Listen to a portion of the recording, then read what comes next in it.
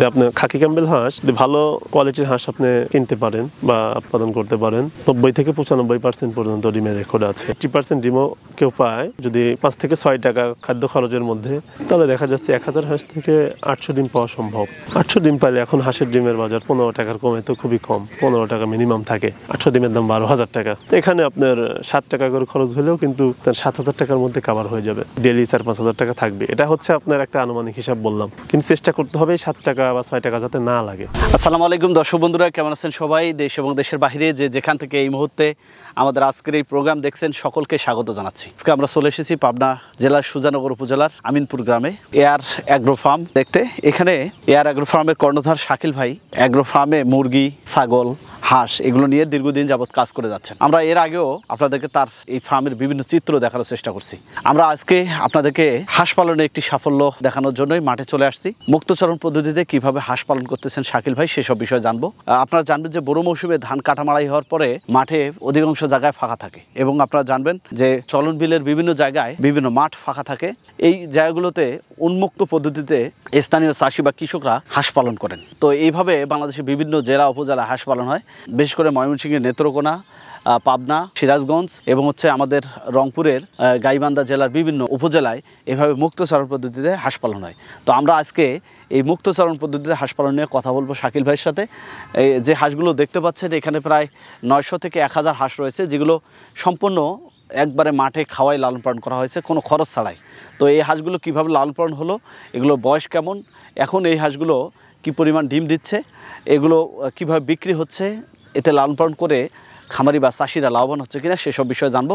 সেই সাথে শাকিল ভাইয়ের কাছ থেকে জানার চেষ্টা করবো, যেহেতু তিনি দীর্ঘদিনের অভিজ্ঞ একজন খামারি, হাঁস, মুরগি, ছাগল পালন করেন, মুক্তচরণ পদ্ধতিতে হাঁস পালনের সুবিধা কী সেসব বিষয়ে আজকের পর্বের মাধ্যমে জানার চেষ্টা করবো। আশা করছি ভিডিওটি না টেনে দেখবেন। যারা হাঁস পালনে আগ্রহী হচ্ছেন আজকের ভিডিওটি তাদের জন্য গুরুত্বপূর্ণ হবে। চলুন শুরু করা যাক।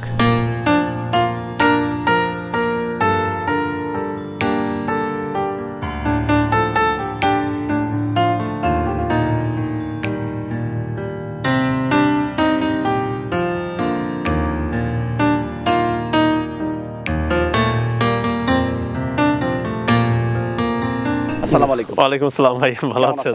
আলহামদুলিল্লাহ ভালো আছি। কোনো কিছু বাদ তো রাখেননি এগ্রো সেক্টরে নাকি? আলহামদুলিল্লাহ চেষ্টা করি সবকিছু না। আমার এই যে আমি কিন্তু ছাগল, মুরগি এগুলো নিয়ে কাজ করি। হাঁসটা কিন্তু আমার লাইফে প্রথম, ধাপে ধাপে আল্লাহর রহমতে সবার দোয়ায়। বৃষ্টি পড়তেছে, এরপরও আপনার সাথে আমরা কথা বলতে চলে আসছি।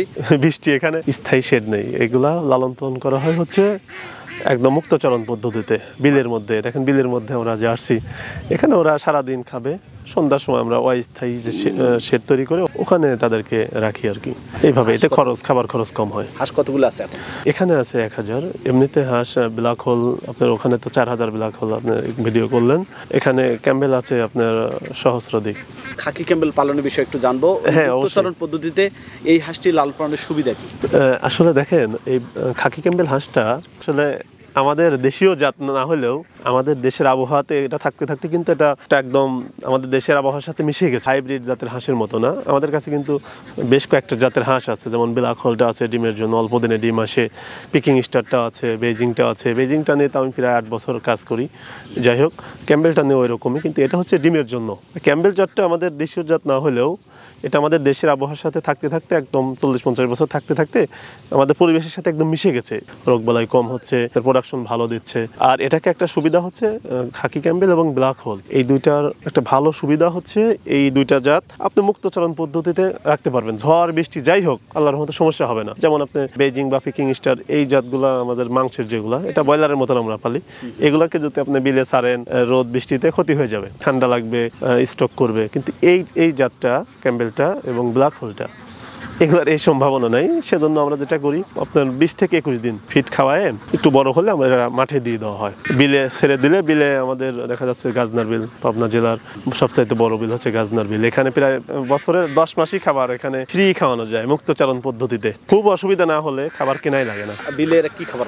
বিলে এখানে দেখা যাচ্ছে যে এটা ধানের জমি, কিন্তু এখানে কিন্তু ধান ছিল, ঠিক আছে? এই ধানগুলো কাটার পরে ধান পড়ে থাকে, এই ধানগুলা ওরা খায়। আবার এই ধানের গাছের নিচে পানি জমা হতে হতে এটা একটা স্তর পড়ে যায়, ওখানে শামুক ডিম পারে, পর্যাপ্ত শামুক থাকে, পোকামাকড় থাকে, এই প্রাকৃতিক এই খাবারগুলো হাঁস খেয়ে থাকে আর কি। এগুলো বয়স কতদিন হয়েছে? এগুলা আপনার 4 মাস প্লাস, 4 মাস প্লাস এগুলা ডিম একটা শুরু করছে অবশ্য। এগুলো কি লালন পালনের জন্য রাখছেন না এগুলো বিক্রি করা হবে? না, এগুলো সব বিক্রি হবে, বিক্রি করা হবে। আর প্যারেন্টসের গুলো যেগুলো ওইগুলো আলাদা, ওইগুলো বিক্রি করা হয় না। দেখেন, একটা হাঁস কেউ যদি শুধু ফিট খাওয়ায় লালন পালন করে, দেখা যাচ্ছে একটা হাঁস যদি ডেলি 6 টাকা বা 7 টাকা যদি খায়, 4 মাস 4.5 মাস লেগে যায় বা 5 মাস লেগে যায় ডিম আসতে। তো 7 টাকা খরচ হলে প্রায় 200 টাকার উপরে মাসে খরচ হয়ে যায়। তার 5 মাসে যদি ডিম হয় তার প্রায় 1000 টাকা খরচ হয়ে যাবে উৎপাদন খরচ, যদি কেনা খাবার খাওয়ায়। কিন্তু এই প্রাকৃতিকভাবে এই হাঁসগুলো খাওয়ার কারণে এই হাঁসগুলোর কিন্তু আপনার দেখা যাচ্ছে কেউ 400 থেকে 500 টাকার মধ্যে একটা ভালো ডিমের হাঁস কিন্তু সে পেয়ে যাচ্ছে। এটা শুধু মুক্তচরণ পদ্ধতিতে হাঁস যে খাবার খাওয়াইতে পারতেছি আমরা, সেজন্যই সম্ভব, সেজন্য এই দামটাই কিন্তু দেওয়া যাচ্ছে। হাঁস পালন সম্পর্কে অনেক অভিজ্ঞতা সম্পন্ন লোক, এক্সপার্ট, তারা কিন্তু তাদের কিছু বোঝানো লাগবে না, তারা বোঝে। যারা নতুন তাদের উদ্দেশ্য একটা কথা হচ্ছে চেষ্টা করতে হবে। হাঁসকে কখনো একদম আবদ্ধ অবস্থায় পালা যাবে না, একদম সম্পূর্ণই আপনি দানাদার খাবার খাওয়ায় পারলে ওটা ওইভাবে লাভজনক হবে না। এক্ষেত্রে আপনার একটা উৎপাদন খরচই 1000 টাকা চলে যাবে ডিম পর্যন্ত আনতেই, যেখানে 400 থেকে 500 টাকায় আপনার একদম রানিং কিনতে পাওয়া যায় রেডিমেড। তো সেখানে আপনি 1000 টাকা খরচ করবেন, আপনার এই 5 মাস পরিশ্রম করবেন, এখানে কিন্তু লাভবান হওয়া সম্ভব না। লাভবান হওয়া ওই সময় সম্ভব যদি সে মুক্তচারণ পদ্ধতিতে লালন পালন করতে পারে বা আধা মুক্তচারণ পদ্ধতিতে। যেমন হয়তো একটা পুকুর থাকলো, চারপাশে ঘেরাও দেওয়া থাকলো, সেখানে কিছু নিজে ফিড বানায় যদি খাওয়াইতে পারে, এক্ষেত্রে আপনার প্রোডাকশন খরচটা অনেক কমে যায়। খাবারে দেখা যাচ্ছে একটা ফিড কিনে খাওয়াইলে 8 টাকা 9 টাকা পর্যন্ত চলে যায় অনেক সময়, এক্ষেত্রে বানায় খাওয়াইলে 6-7 টাকার মধ্যে খাবার করা সম্ভব হয়। আর হাঁস পালন করতে হলে সবচাইতে বেশি গুরুত্ব দিতে হবে পানিটা অবশ্যই থাকতে হবে, বিশেষ করে খাকি ক্যাম্বেল এবং ব্ল্যাক হোল জাতের হাঁসটা। পানি না হলে হাঁস পালন করা অসম্ভব এই জাতের হাঁস, কারণ অনেক সময় এগুলো ক্ষতি হয়ে যাবে, প্রোডাকশন ভালো আসবে না। ফ্রি কিছু খাবার, যেমন আমরা যেভাবে খাওয়াচ্ছি একদম মুক্তচারণ পদ্ধতিতে, দেখা যাচ্ছে খাচ্ছে সারাদিন, হয়তো একটু ক্ষুধা আছে পেটে, কিছু ধান দিয়ে দিলাম সন্ধ্যার সময়, তাহলে এখানে আমাদের অল্প খরচে 1 থেকে 2 টাকা খরচে কিন্তু ডেলি কিন্তু আপনার এটা জীবন ধারণ করতে পারতেছে। এবং আর এটা যখন ডিমে আসবে ফুল, তখন ভালো টাকা এখান থেকে আর্ন হবে। 1000 হাঁস ভালো ডিম দিলে, হাঁস কিন্তু 90% প্লাস ডিম দেয়। যদি আপনি খাকি ক্যাম্বেল হাঁস, যদি ভালো কোয়ালিটির হাঁস আপনি কিনতে পারেন বা উৎপাদন করতে পারেন, 90 থেকে 95% পর্যন্ত ডিমের রেকর্ড আছে। আপনি যদি 80% ডিমও কেউ পায়, যদি 5 থেকে 6 টাকা খাদ্য খরচের মধ্যে, তাহলে দেখা যাচ্ছে 1000 হাঁস থেকে 800 ডিম পাওয়া সম্ভব। 800 ডিম পাইলে, এখন হাঁসের ডিমের বাজার 15 টাকার কমে তো খুবই কম, 15 টাকা মিনিমাম থাকে। 800 ডিমের দাম 12,000 টাকা। এখানে আপনার 7 টাকা করে খরচ হলেও কিন্তু 7000 টাকার মধ্যে কাভার হয়ে যাবে, ডেলি 4-5 হাজার টাকা থাকবে। এটা হচ্ছে আপনার একটা আনুমানিক হিসাব বললাম, কিন্তু চেষ্টা করতে হবে 7 টাকা বা 6 টাকা যাতে না লাগে, খাদ্য খরচটা যদি না লাগে, তাহলে কিন্তু এখানে 16 আনাই লাভ, এরকম একটা অবস্থা। এদের রোগবালাই বা ভ্যাকসিনের বিষয়গুলো কি থাকে? হাঁসের আসলে সাধারণত রোগবালাই মুরগি থেকে অনেক কম হয়। হাঁসের বিশেষ করে 2টা রোগ সবচেয়ে বেশি হয়, ডাক প্লেগ আর একটা হচ্ছে ডাক কলেরা। এগুলোর ভ্যাকসিন সরকারি পর্যায়ে অ্যাভেলেবল সাপ্লাই আছে আর কি, পাওয়া যায়, আবার কোম্পানিতেও পাওয়া যায়।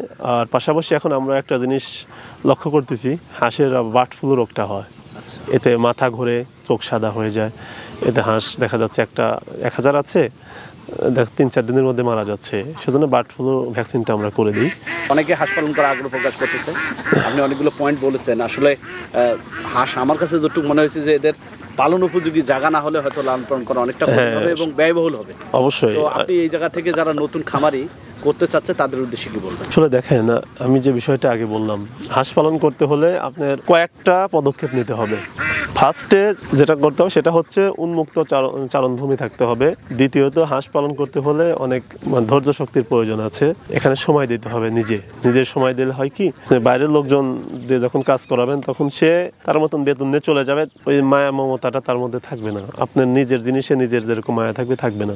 আর তৃতীয়ত যেটা, সেটা হচ্ছে আপনার খাদ্য ব্যবস্থাপনা সম্পর্কে অত্যধিক জ্ঞান থাকতে হবে, অধিক জ্ঞান থাকতে হবে, বাস্তব অভিজ্ঞতা থাকলে সবচেয়ে ভালো হয়। সেজন্য নতুন খামারিদের সম্পর্কে আমার থাকবে এরকম অ্যাডভাইস থাকবে যে আপনারা হচ্ছে অল্প কিছু নিয়ে আগে শিখতে হবে, আগে শেখেন, কিছুদিন শেখেন, 100-200 নিয়ে আগে শিখতে হবে। তারপরে তার কাছে যদি মনে হয় যে না, আমি হাঁস পালন করতে পারবো, হাঁস পালন করা আমার পরিবেশের সাথে ভালো করা যাবে এবং আমি এটা পারবো, তখন সে বেশি নিয়ে করতে পারবে, সমস্যা নেই। 2000-5000, আমার এমনও খামারি তৈরি করা আছে যে 5000-7000 হাঁস সে নিয়ে খামার করছে। যেহেতু এগুলো মুক্তচারণ পদ্ধতিতে পালন হচ্ছে, এটা থাকার তো একটা নির্দিষ্ট জায়গা দরকার আছে।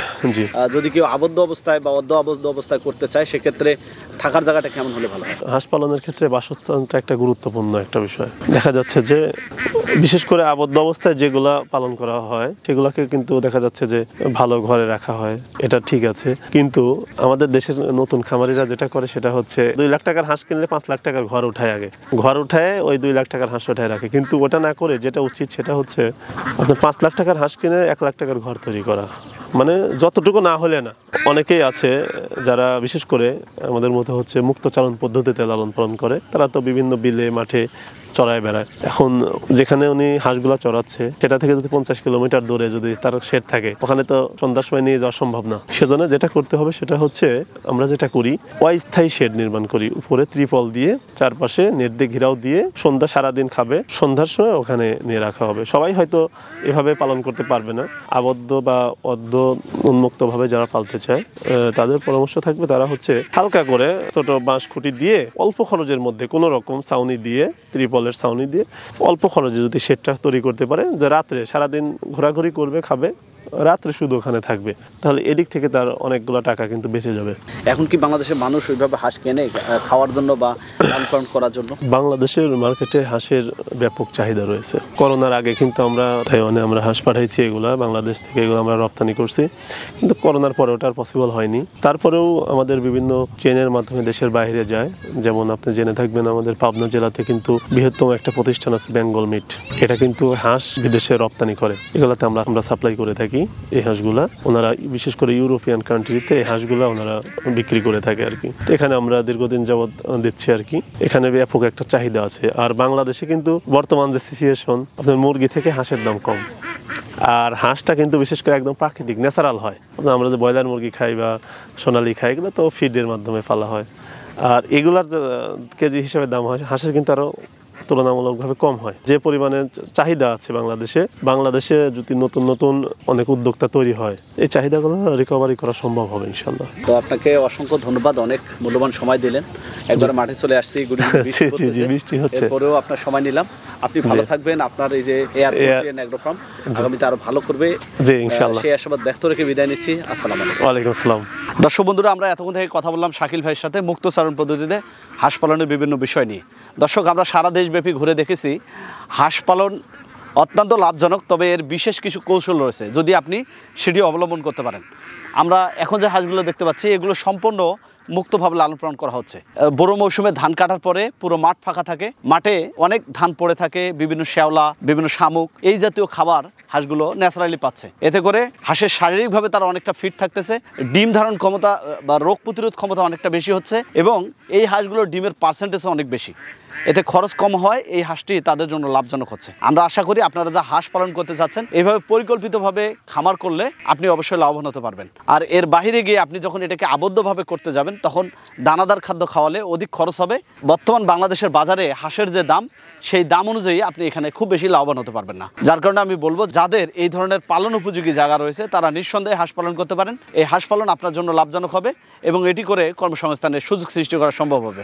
দর্শক, এই ছিল হাঁস পালন নিয়ে আমাদের আজকের এই প্রতিবেদন। আপনাদের আশেপাশের সফলতার গল্পগুলো আমাদের জানিয়ে দিন, আমাদের সাফল্য কথা টিম চলে যাবে আপনাদের কাছে। ধন্যবাদ সবাইকে।